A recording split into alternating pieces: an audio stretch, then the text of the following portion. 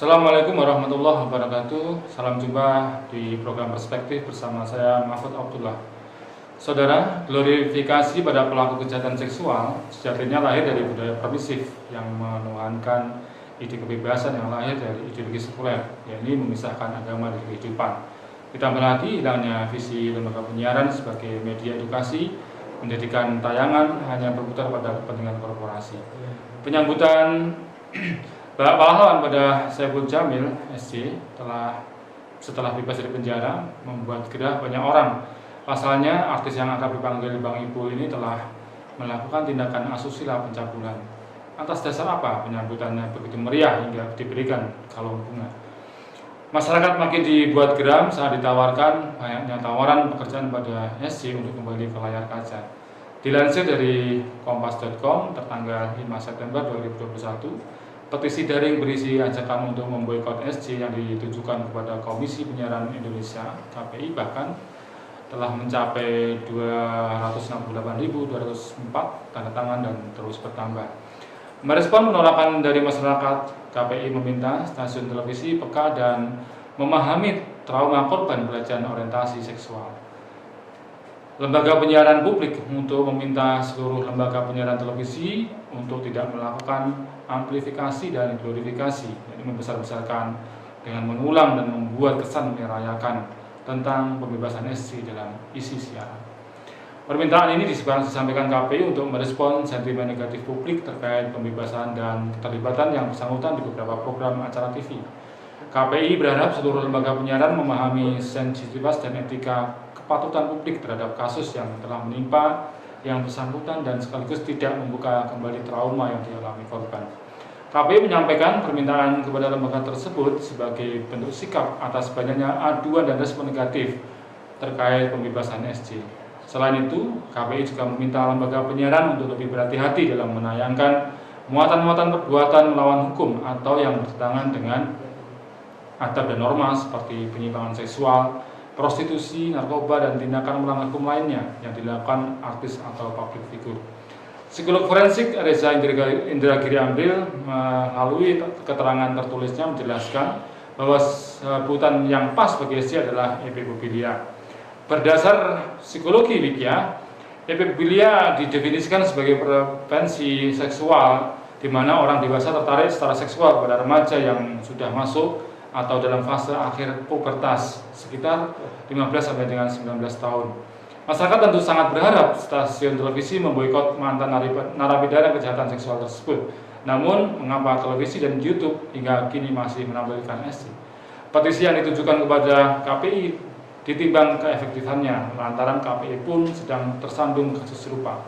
KPI menjadi sorotan karena dianggap membiarkan dugaan kasus kekerasan seksual dan perundungan menahun dalam lembaganya.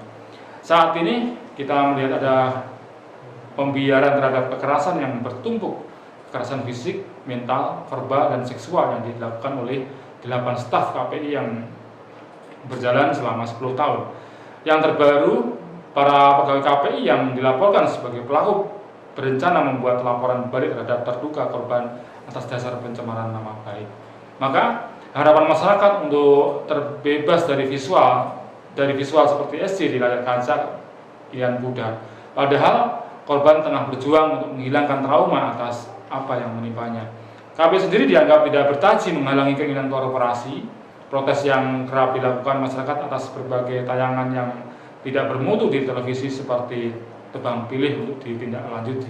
Tayangan-tayangan yang tak layak siar malah memadati prime time. Ini baru soal televisi. Kita belum berbicara konten internet yang jauh dari filtrasi, konten-konten sampah yang tak layak dikonsumsi masyarakat, terutama generasi tak seharusnya disiarkan. Inilah kegagalan media siar dalam tata kelola negara sekularisme kapitalisme. Mereka kehilangan visi sebagai medium dan dalam mengajarkan nilai-nilai luhur. Media hanya mengejar rating yang dengannya akan terhimpun profit yang berlimpah. Tak peduli pesannya membawa petaka, jika dapat menghantarkan cuan, konten tak bermutu pun menjadi andalan. Akibatnya media di bawah kendali korporasi, pemerintah seperti tidak memiliki andil menentukan mana yang boleh tayang dan mana yang tidak. Kasus Sesi bukan yang pertama. Banyak dari mereka setelah melakukan tindakan asusila justru makin naik karir ke artisannya. Sebut saja lo namanya yang makin eksis pasca video sur dirinya viral. Vanessa Angel yang terlibat prostitusi online masih saja diberi panggung. Sheila Marcia yang hamil di luar nikah malah diangkat menjadi duta anti aborsi karena memilih mempertahankan bayi yang dikandungnya. Begitulah mereka semua kembali eksis dalam tampil di layar kaca. Publik dibuat fokus pada prestasinya dan mengabaikan fakta perzinahan yang mereka lakukan karena dianggap sebagai ranah pribadi si figur publik. Sama dengan kasus Sesi ini, publik dibuat fokus pada karyanya dan kutip menghibur penonton dan dipaksa mengukur fakta bahwa ini adalah seorang pelaku pencabulan. Inilah kala media komunikasi massa, televisi, radio, surat kabar, film, dan internet menjadi medium ideologi sekuler dan dalam menancapkan nilainya di tengah masyarakat. Masyarakat digiring untuk menghormati kebebasan tingkah laku dan diarahkan untuk memudahkan memaafkan kesalahannya dengan alasan setiap manusia pasti pernah melakukan kesalahan. Padahal perkara ini bukan terkait maaf-maafkan, tetapi terkait menjadikan figur publik sebagai role model kebebasan. Karena tidak bisa dipungkiri, bagi masyarakat yang jauh dari pemahaman agama, sosok artis adalah idola yang tingkah lakunya seringkali jadi inspirasi. Maka jangan heran media begitu gencar mengekspos ide kebebasan tingkah laku. Sang artislah yang berada di garda terdepan dalam memvisualisasikannya. Semua ini semata untuk tertancapnya kebebasan bertingkah laku yang sangat bertolak belakang dengan ajaran Islam. Demikian perspektif dari kami, semoga bermanfaat. Assalamualaikum warahmatullahi wabarakatuh.